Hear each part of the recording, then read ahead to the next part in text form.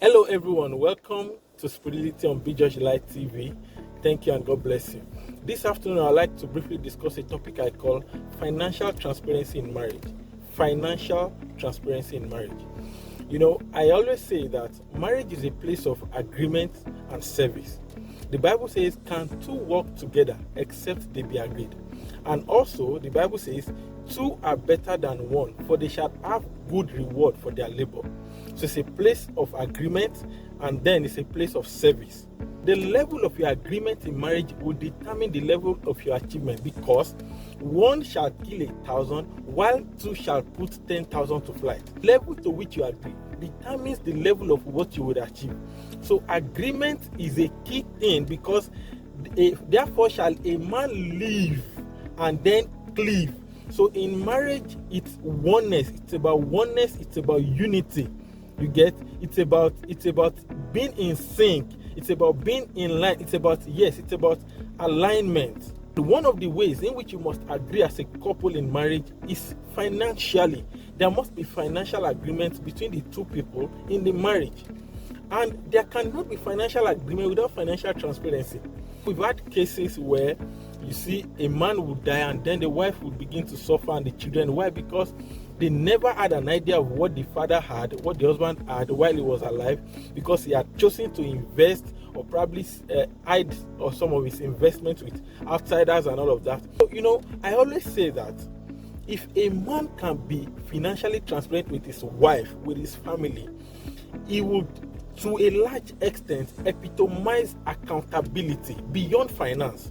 Because it is believed that whoever that can part way, whoever that can be transferred with money, can be transparent with anything. Because one of the most difficult things to be transparent about for whoever, either a man or woman, is money.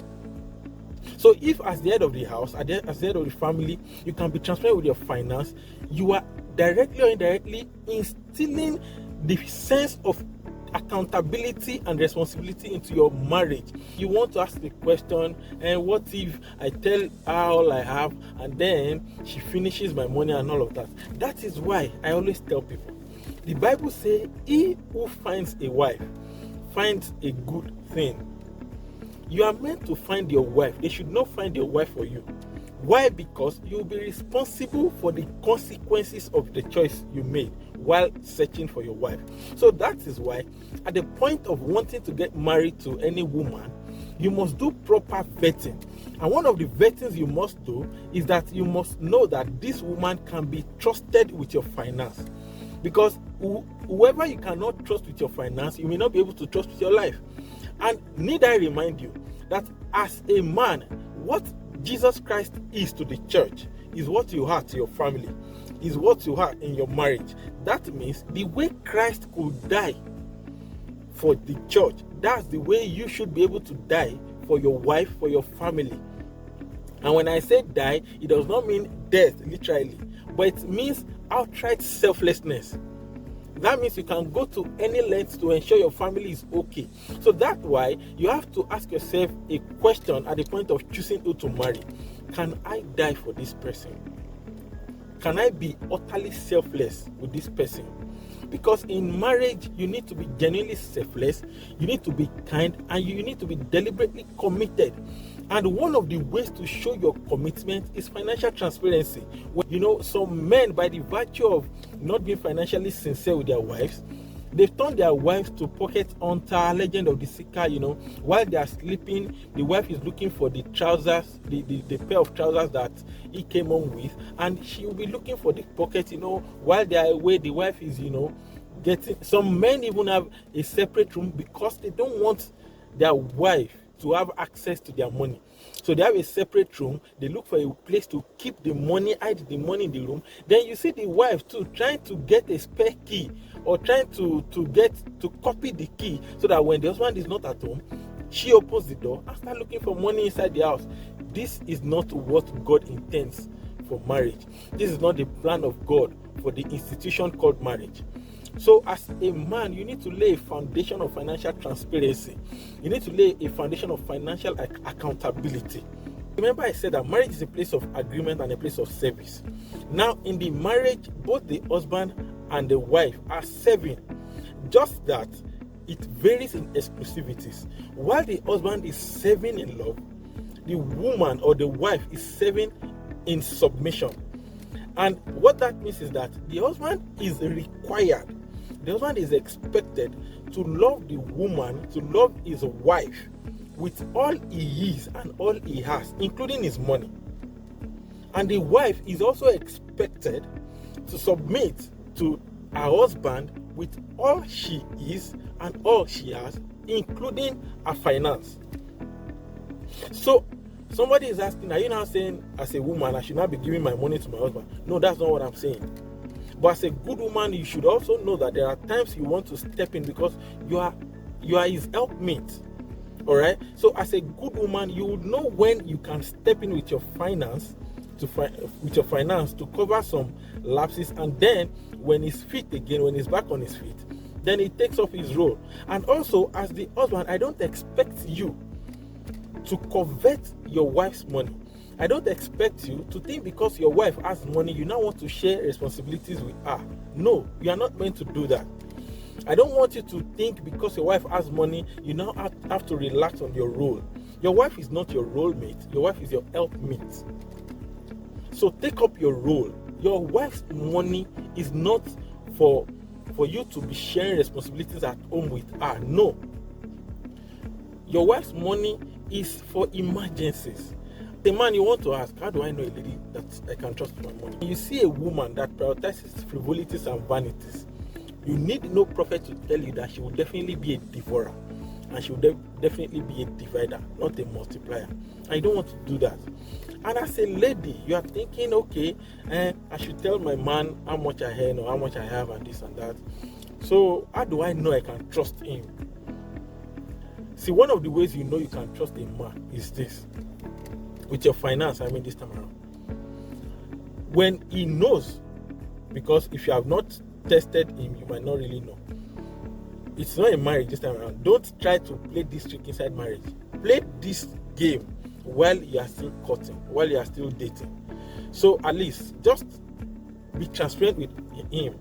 Just tell him how much you have in the account or how much you're making and all of that. Then see how he reacts. One, see his body language. Some people, when they just hear money, you see their body language changing and all of that. You see their disposition telling you they're becoming desperate. That's by the way. Then when you see a guy that is, once he hears you have money, he's always thinking of what to tell you to get the money out of you, that means that person is a crook and cannot be trusted with your finance. And any guy or any man that borrows money from you, of course, there can be times he will be in need and he feels okay. As his girlfriend or as his fiancé, you can be of help. Fine, it's not bad. I'm not saying you shouldn't be of help. But if he's always of the habit of borrowing money from you without paying back, he cannot be trusted with your finance. And you don't want to go into marriage with such a person. Because, like I said, financial transparency is very, very key for a successful marriage, because it's a form of agreement that makes the achievement of your successful marriage a reality. So these are like this little litmus test for both a lady and a man or a guy who wants to go into marriage. So don't close your eyes to all these things. Finance is a key thing in marriage. Finance can cause a lot of problems and can solve a lot of problems. Men, listen. You must not be dodgy or dishonest about your finances with your wife. That is very, very important. You mustn't take advantage of your wife's financial transparency. That she tells you how much she has does not mean you now relax on your role. She's your helpmate, not your role mate. And don't get used to eating her money. Let me tell you, a woman's money is not sweet. Ensure your wife is not also greedy and dishonest about her finances, because this would help you to a large extent to also want to open up to her. For women, listen, that your husband is financially transparent with you shouldn't make you a money monger or a glutton. That he tells you how much he has or how much he earns shouldn't make you want to buy everything every time. Shouldn't make you want to eat everything every time. Shouldn't make you want to finish his money on frivolities and vanities. Also, you need to know that as a woman, you are a nurturer and not a devourer. You are a multiplier and not a divider. When a man knows that whatever you are given increases, whatever you are given yields fruit, whatever you are given gets multiplied, is being put to good use, then he can wholeheartedly trust you with his finance. So as a woman, learn to tame your greed and selfishness. Don't be myopic, always thinking of frivolities and vanities, things like Bone Street, iPhone, this one, that one. No, of course they are necessary, but they are not compulsory. At least once in a while you can get them. Of course, you need to look beautiful. We know you need to look elegant, but that should not be the priority. Let your husband see that your priority is the family. By that, he will know he can trust you with his finance, and to a larger extent, he would even take care of those needs that you think you need money for, as at when due. Please listen. Modesty is not synonymous with mediocrity, and being anxious is not the same as being ambitious.